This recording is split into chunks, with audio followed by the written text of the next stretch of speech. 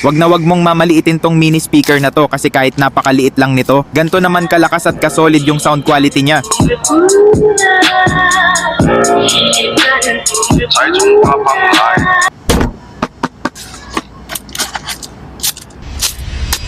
Ito nga pala yung M3 mini Bluetooth speaker ng Monster na napakaliit lang pero halimaw yung lakas at ganda ng sound quality niya. Matte finish yung design nito kaya hindi siya kapitin ng mga fingerprints. Maliit lang to and very compact kaya kahit ilagay mo lang to sa bulsa mo or sa mga maliliit na bag madadala mo pa rin. Meron na din tong magnetic clip dito sa likod kaya kahit saan pwede mo tong i-clip or idikit sa mga metal na bagay. Meron tong 400 mAh battery life na kayang umabot ng 4 to 9 hours of playing time depende kung gaano kalakas yung gamit mo. Maganda na rin yung sound quality nito, buong buo yung bass niya and kahit naka full volume na siya, maganda pa rin yung sound quality niya at hindi basag yung tunog. Ito naman yung sound check niya.